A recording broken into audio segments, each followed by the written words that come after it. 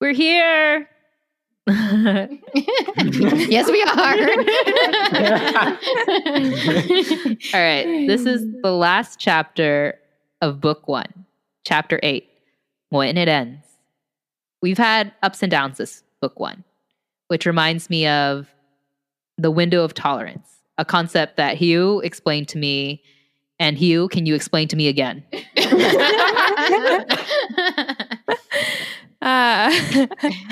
Yes. The window of tolerance is one's ability to withstand emotional stressors. So on the upper limit, you have something like when you hit a stressor that makes you go into fight or flight. And on the lower limit, it's something like if you are in a very down, depressive state.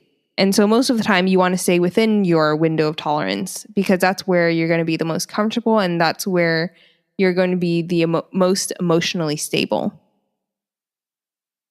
Yeah, and then as you describe it, I just thought 3-layer cake. So the top is all cream and then, mostly cream. And then the middle you get cake sandwiched between cream, which is that Goldilocks. And then the bottom, it might be dry. You get that 1-layer cream and that side frosting. Not as delicious. But that middle layer, that Goldilocks, is that window of tolerance where we're most comfortable. The layer we always want to get back to. And it's the most delicious. Is that, I just thought about the leadership compass that we did. Is that why we kind of work together? Not that we help maybe we do help each other get back to that middle layer, that equilibrium, that sweet spots, that gold spot. I see what you did there, Hương. You put Goldilocks, but in the sweet spot, right? No, but seriously, it actually comes into play as we're telling all of our stories. We need this laughter, this moment of lightness to carry us through those moments that are tough and those moments of hypoarousal. I think of, so like when Hatton led my aunt to the ferry station in Finland, that's hypoarousal.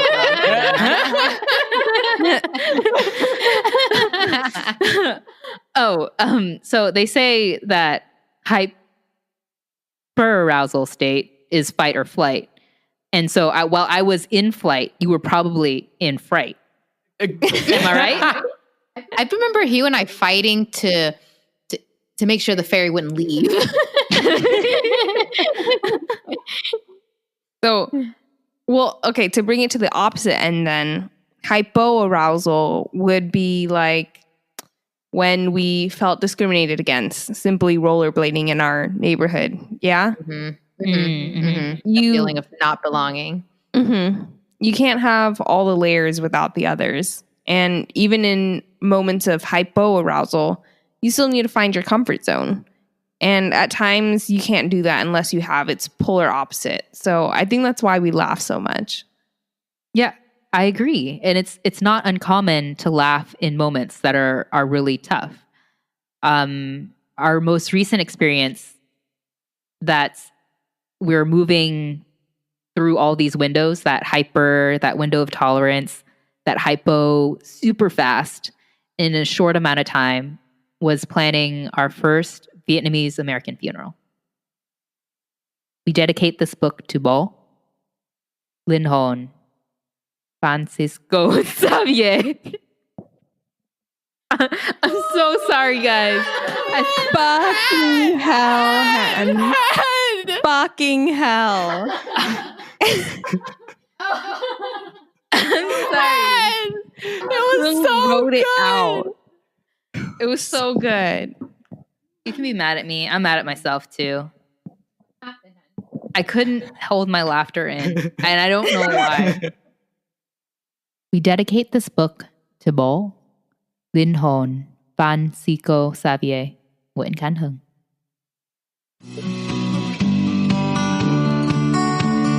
Welcome to Growing Up Nguyễn, a story of 4 siblings holding on to our identity while fulfilling our parents' dreams. I'm Hương. I'm Karin Hạnh. I'm Hedda Hiếu.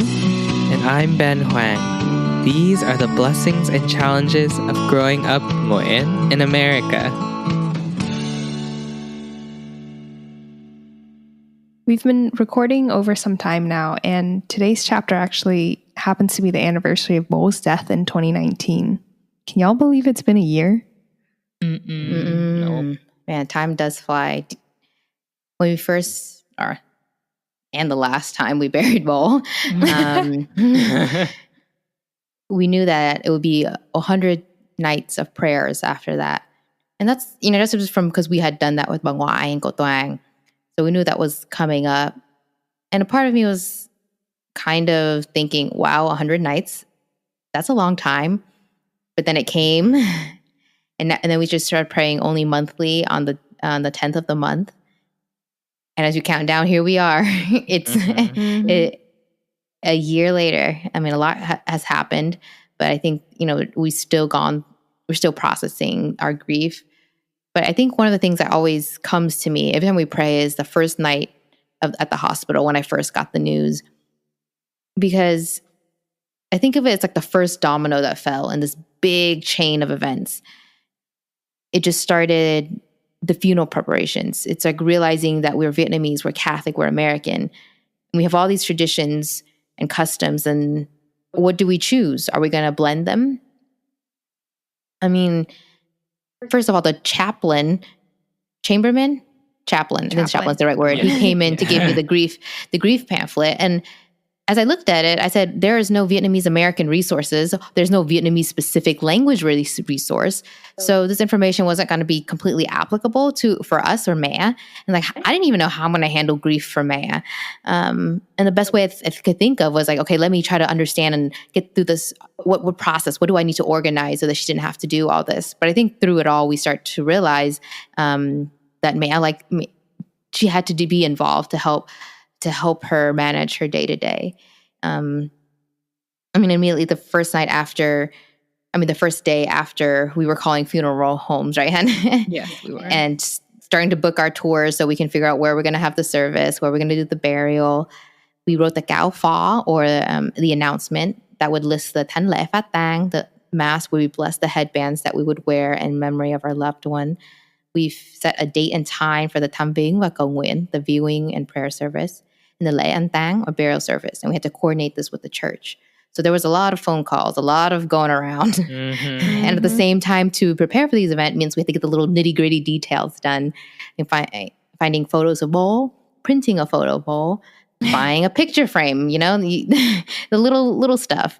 And we had to create the purple banner. Oh. I remember putting down his date of birth, and then the date of death. It just, it's still weird to say. And it's just a year later. And it was the same feeling, just, I don't know. It was hard to write the biography at the same time, just knowing that there's a beginning and then it comes to an end. For some reason, that purple banner really stands out in my mind. I think it's a specifically Vietnamese tradition, but it is really simple. Like Hương said, you have the birth date on the left side and then the date of death on the right side. At the top, we write Cầu cho linh hồn, which means pray for the soul of. Francisco Xavier, his saint name. We use his saint name after his passing instead of his birth name, Nguyễn Can Hưng. But for some reason, just that, I don't know why, creating it just seems so stressful. It was a big banner. It was. Probably didn't help that we had 1 to 2 hours to finish it too. I guess, okay, well, you know what? Something real stressful was going to the hospital, because the admitting ER doctor had not written down the cause of death. And we needed the cause of death for the death certificate and for the moratorium to do their filing and all this stuff. Bo's primary care physician also couldn't write down the cause of death because he wasn't there, obviously, and didn't have the medical records. There was miscommunication between the hospitals. So in the end, I had to go get the medical records and bring to Bo's primary care physician. Seems like an easy task. It was not. Hương drove me to the ER hospital. I went inside, went up to the medical forms request area. There was no one around, no one in the office even. So I had to tap on the window to get someone's attention in the way back. And they were kind of like surprised to see me too. And I was like, hi. I explained to them the situation, and they just told me that Mo was going to have to sign these release forms. And I was like, he passed away here last week. And she said, we can't release this information to you. This is private health information. He's going to have to sign these papers for the documents to be released. And I was like, he's dead. You're going to sign these papers.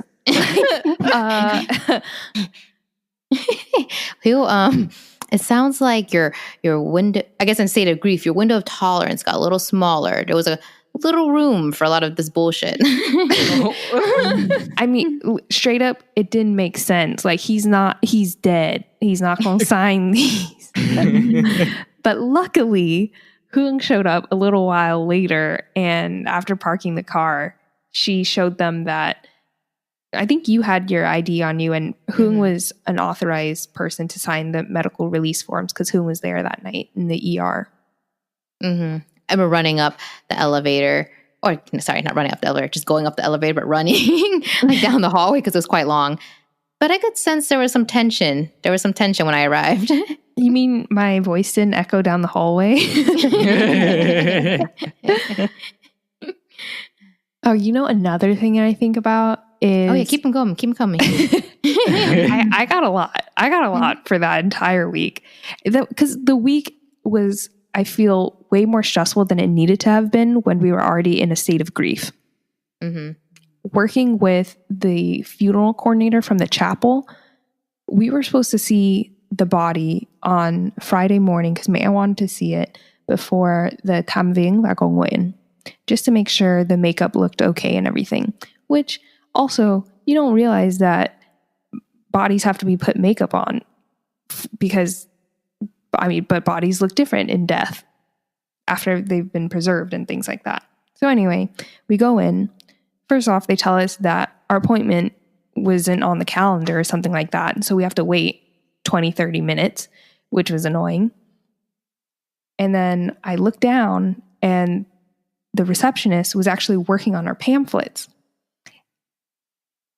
It was the wrong pamphlets. And I straight up had an anxiety attack.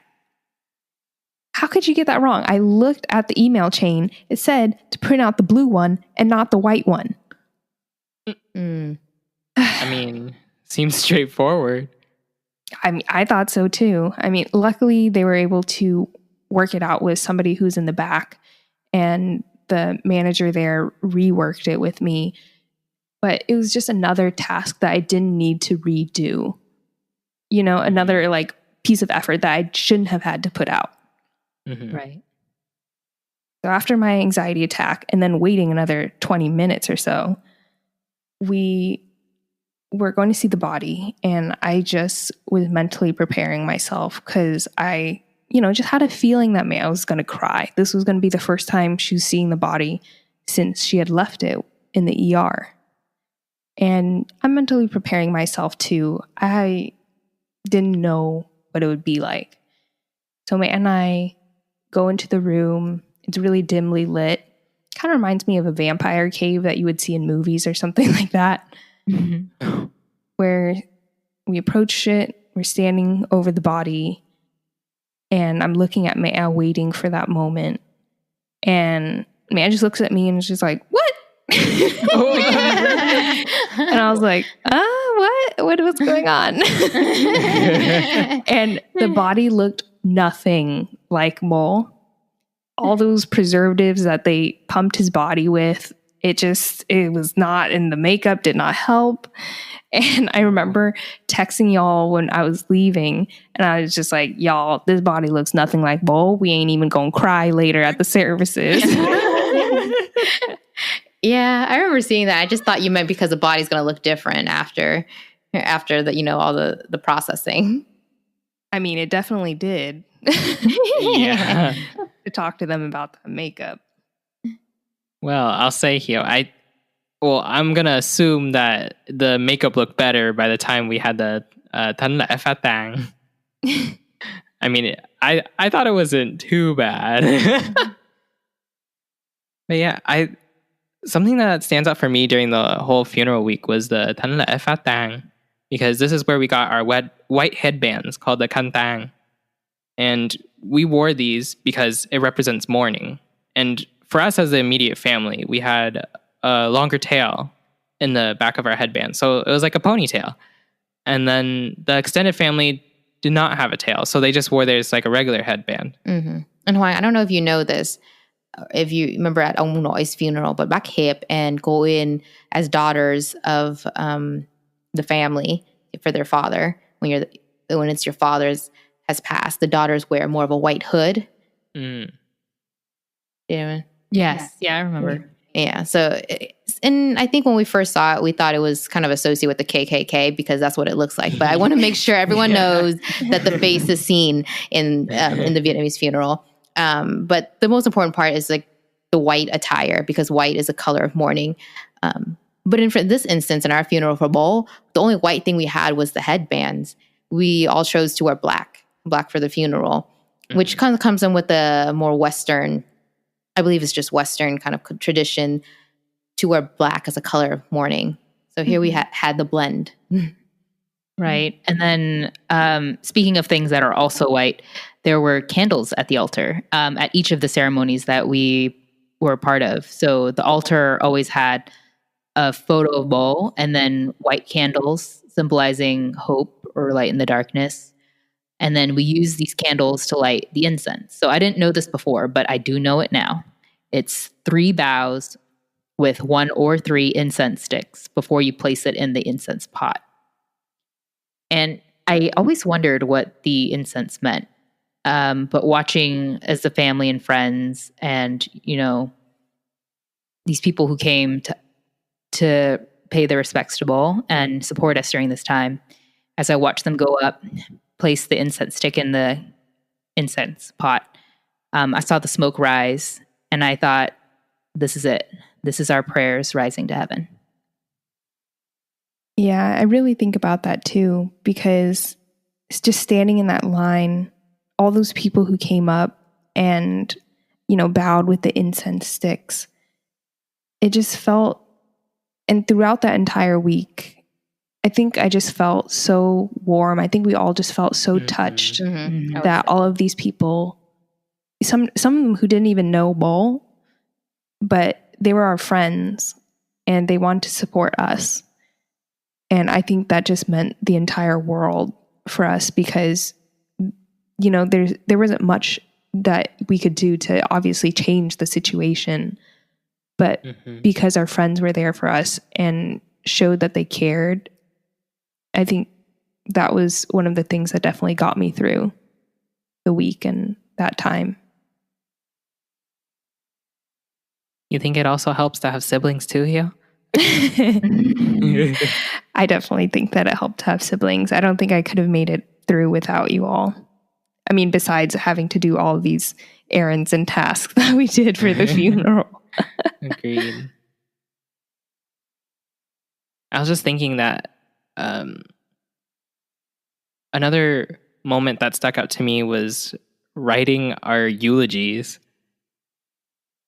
Because I think about, I remember that Hương had to practice her eulogy with Bác Hiệp.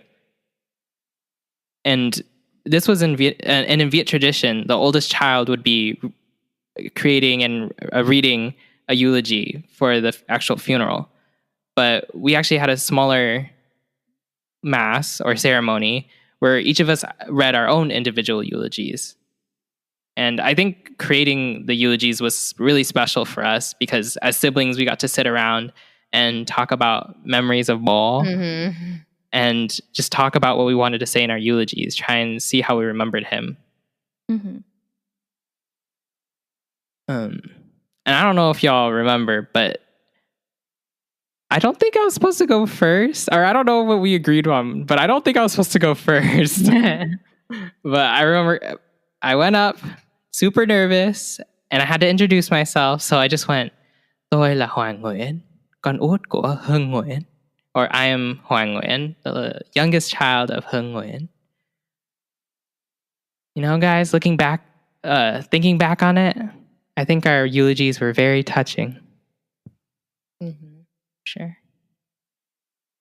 It's funny that you say touching because I think that was just like another thing I felt was a stressor that entire week. Because just think about it. It was hard for us to think. That's not something that we were thinking about, that you have to summarize in a matter of 2-3 minutes the life of someone who raised you, who'd been there for us our entire lives. How was I going to write that about Walt? That reminds, going back to the window of tolerance, just that, during this time, we're in such a hypo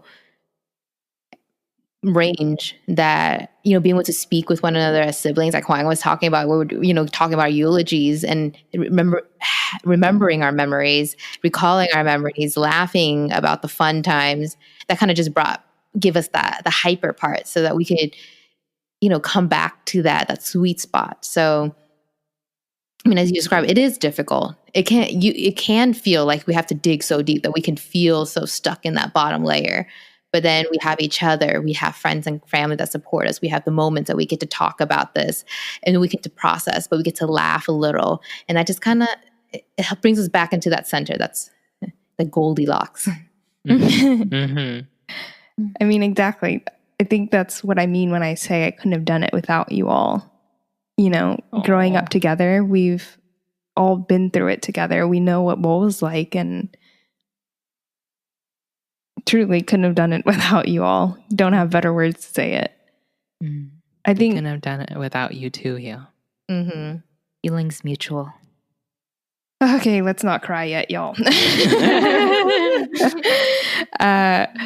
I think the part that stung the most, though, in all of it was just knowing that Mea would cry. Not necessarily because of our eulogy, even though Huang said it was touching and yada yada, but because, one, Mea doesn't really cry. She wails. Yeah. But two, you just know that her crying is just coming from such a deep point of intense grief and pain, and there's nothing that we could do about it. This is her partner, her life partner. They would have been married for 30 years. And Bowl was half of our parents, we lost that. It's hard to figure out what you can do in moments like that, and knowing that you aren't capable of making things better. I think as her kids, we really tried to do as much as we could but there's really only so much that you can do besides put on a service that would be a good celebration of his life. Remembrance of his life. Yeah. And just, as much as there's a celebration and remembrance of Bowl, I just wanted to add that a funeral is one of those things that it's almost so important for the people who know the person that has passed, right? So everything that we did, it's as much for us as it is for Mea. So the things that we did was a collaboration. And I think it's so important to honor the person in a way that fits every single person. I also want to mention the wailing, because I remember Jung had told us probably recently around Christmas time that he went to a Vietnamese funeral in Arkansas, and said, "Ôi trời ơi, nó làm quá đi thôi." It's kind of like, did so many things, because he had said the immediate family were like rolling on the floor, banging their feet, screaming, yelling. So I wonder if this wailing is a little bit more traditional to the Vietnamese, like what they would do in Vietnam, as opposed to here in America, or maybe in the Western culture, where the mourning is a little, I don't know the best word, like just like softer. Just like Less expressive. maybe. Yeah. Yeah. And then versus, the like you show your grief. Like how bad is it that you are so angry and sad about it? But at the same time, the wailing almost makes sense because, like you said, you lost someone that's your partner for 30 years. You lost your father, who's now going to miss your wedding, his grandkids, and any future graduations left. So it makes sense too. Mm-hmm. I was trying not to cry. But yeah, I mean, I agree with everything you said. And it actually kind of reminds me of when our Vietnamese eulogy versus like the ones that we wrote in English. Because I feel like the Vietnamese one was actually a bit more floral, effusive almost, in that it was very expressive. And what was one of the lines from it, Hương? Oh, it was, "Daddy, oh daddy, I would move the sun and move the moon just to be by your side again. But it's too late, isn't it?" Oh, wow. Yeah.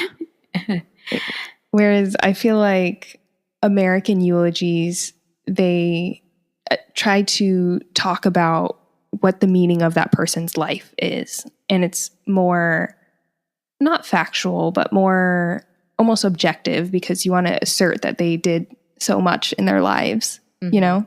Mm-hmm. Mm-hmm. I mean, I guess the Vietnamese eulogy also talks about the things that Bo has done in his life, but it's less emotional, I would almost say. Yeah. I was going to just add that there's, I guess not.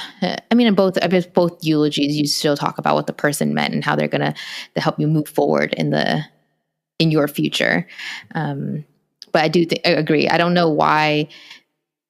I haven't quite understood it completely, but I did feel like the Vietnamese language was more, what was the word? You said effusive? Yeah. Okay. Great. I used a big word here today. Y'all, well, I feel like we've talked about so many funeral preparations. I feel like we should probably actually just talk about the funeral itself, yeah? Yeah. Mm-hmm.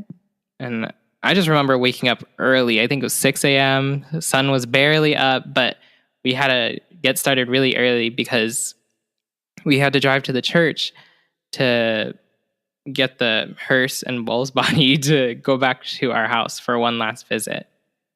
And I remember riding in the hearse with Bull's 8x10 portrait because as the only son of the family, I'm supposed to go in front of the casket and hold Bull's photo. And for our small ceremony at our house, once the hearse got to the house, I would go up the stairs into our house, place Bull's portrait on the altar so we could pray, and then bring him back down. And I don't think I told you guys this, but I went back down the steps and I stood in front of the house and I held Bull's portrait in my hand. And I actually just started talking to him. I told him that I wanted him to have one last good look of our home. I wanted to remember this moment because it was the last time that his presence would be there. And for me, it was just a reflection of how Bull has always been the one to be taking me places and bringing me back home. And in this moment, I got the chance to do the same for Bull. I got to bring him home for one last time. Yeah, I just remember. I don't think I had that that moment, that realization that Mo felt like gone, like after until like when we were standing at the back of the church, and I was in line with everyone behind me. I was gonna be pretty much the front, trying to carry the spray down to the front of the church, first in the procession. And before anything even started, I cried. Like I could not stop. Because I remember thinking to myself, oh God, this was the continuation of the goodbye. But this time it's my final goodbye, because there were so many nights, so many moments where we had said goodbye before, like the first night without Bo at the ER of the hospital. In those prayers we said at our house, surrounded by friends and family. And then the closing of the coffin in the ceremony before, the day before. And it's just like, I hadn't said goodbye enough. But today, that day, there was more finality to it. That this was my last goodbye, because today the body would be buried, and it was just a long day. That's for sure. Mm-hmm. I think my final moment came towards the end of the Mass, when I delivered the Vietnamese eulogy. But before I did, Hương had gone up, and he's the oldest son, and he's younger than Mea. He came up to deliver the cảm ơn, the thank you. I don't know if all funerals do this, but in Vietnamese tradition, you always have a cảm ơn towards the end of the Mass, because these are people who show up for you, and to take the time out of the day to be there, as you make this goodbye to your loved one. So it's so important, and it's just a sign of respect that we have someone say goodbye. And as our uncle who's taking care of us, played tennis with us, cooked with us, cook with us, and for us too. Mostly for us. We have all these fun times and these tough times, but this is like a sad time. I think just it comes back to knowing that grief affects everybody. Mm-hmm. So after Cô Hương, I approached the altar. I put my hand on the coffin. I imagine it was Bo's shoulder, right? You're like, all right, here we go. And I got up to the podium, and I said what I had to say in Vietnamese. I had rehearsed it every morning, every lunch break, and every evening before I go to bed with my kid. Mm-hmm. So, you aren't prepared for the waterworks, and then it comes. Yeah. So it just comes. But probably the most impactful part, and even though we had said it, we had never rehearsed it in person. It wasn't until the end when I called Mẹ, Hạnh, Hiếu, and Hoàng up so that we could lạy 3 lần cúi cho bố, or bow 3 times in honor of Bo. And just to do that, see it in person, I mean, I can't say that's a finale more than it was, anything more than it was. Mm-hmm. Mm-hmm. 3 times even more the last time. Mm-hmm. Yeah, even more than the call outs. I just remember every time, because it's the way the speech was structured, every time was like a call out to like, oh, my father, or Bo, my Bo. Yeah. And that, every time that grabbed at me, I was like, Mm-hmm. And then Hoàng too, right after. Yeah. Oh my goodness. I'll say after bowing, that for me, that signified like beginning of the end, I guess. Because afterwards, my final goodbye was actually when I sang my song for Bo, Mất Cha, or Losing Father. And I just remember going to the choir, grabbing the mic, and just letting it all out. I just sang my heart out. And afterwards, I just remember going back to the pew and feeling exhausted. But I knew that was my goodbye. And I just let it all out. The tears came like really, really quickly after that. Oh, there was no dry eye in the house or in the church. I remember Jukan, who's our uncle and photographer at the wedding. Funeral. He said his eyes were like so foggy he could barely see behind the lens. And I just want to add that some folks might find it's a little odd that there are photos taken at a funeral. But for Vietnamese tradition, especially immigrant families, it's not uncommon for us as Vietnamese to do so because we might have extended family that want to see how we honored our family and their family too, actually. And they weren't able to attend. So this is our way of involving them and sharing the experience with them. After that, we went to the cemetery. We had a whole procession. And I remember the first thing I noticed was there's a long table of food that our aunt packed for attendees. It's not a Vietnamese event if you don't have food to take home. No. Exactly. But I remember stepping out and just seeing the long line of cars proceeding in and the plot for bowl gathering with people from throughout our life, from childhood, from work, extended family, priests we met throughout our life. And it's odd that these were the circumstances that we would all meet again. But, it was still comforting to know that people cared and they showed up for you. So as we gathered at the plot, we had a few prayers followed by the choir, and we took off our khăn tang to lay across the coffin. And traditionally in Vietnam, the khăn tang is kept for 3 years before it's burned. And I think I was going to say that,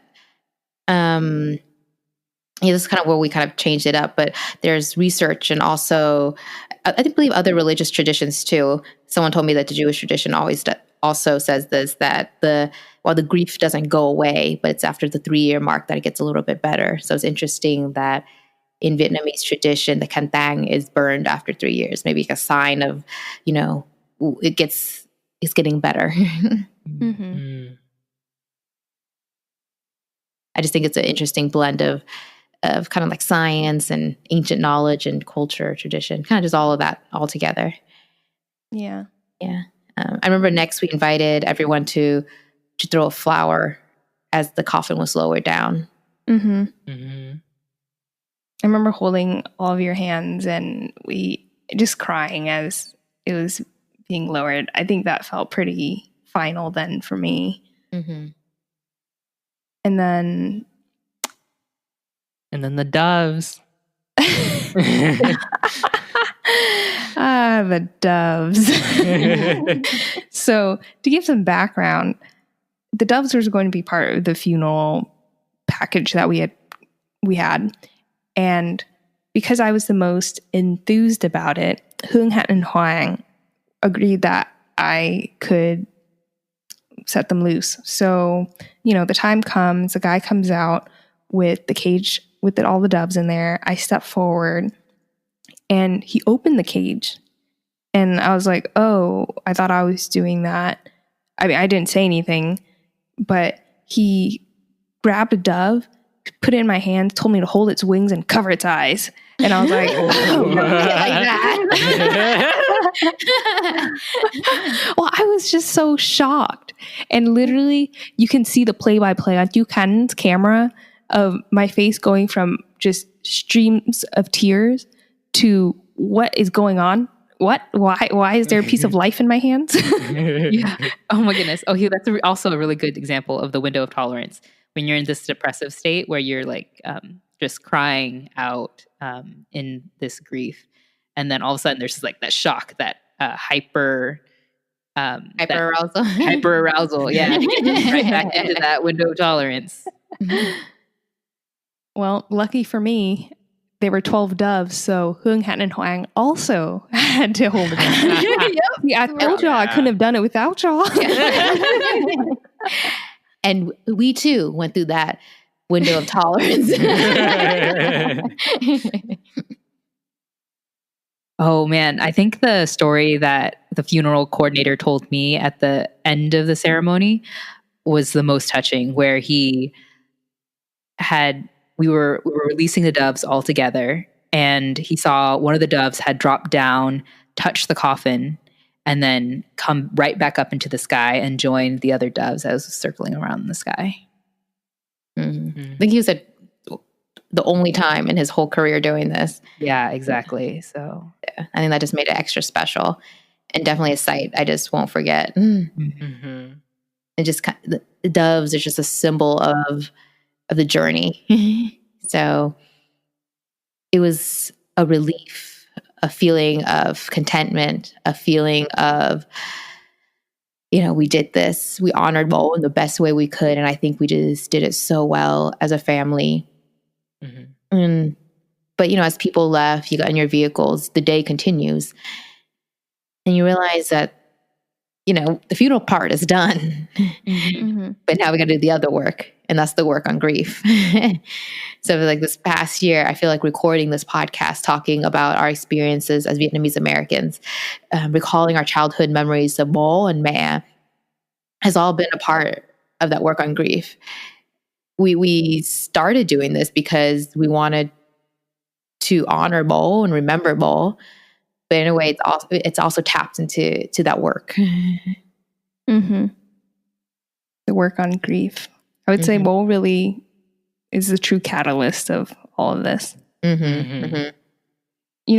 As Hatton said, we say goodbye so naturally, but oftentimes never with finality. And this is the finale of book 1. Do you think y'all want to do more chapters? Yeah. Yes. What's everyone looking forward to? Oh man, when Hương had shared that story about Bo drinking Johnny Walkers, I was like, I gotta hear more stories of Bo growing up. I do want to know more about Bo's side of the family, since he had left when he was 19. So his family's journey was a little bit different. And I don't know if they went to other international countries, but then how did they all reconnect back in Texas and later on in Seattle? Yeah, I think it would be good to, I guess, talk to them and check in on them, since because of COVID, we haven't been able to visit. I just think that we might have some long lost cousins or aunts or something, but you never know. You never know. Well then, in the next book, let's continue our story and share more of the blessings and challenges with interviews from our other family members, our cousins, aunts, uncles, and our journey of exploring what it means to be growing up Nguyễn. We did it! We finished book 1! Woo! Yes! To all the listeners, we appreciate that you've taken the journey with us as we discover our past, arrive at our present, and uplift our hopes for what's to come. So for that, thank you. Cảm ơn quý vị.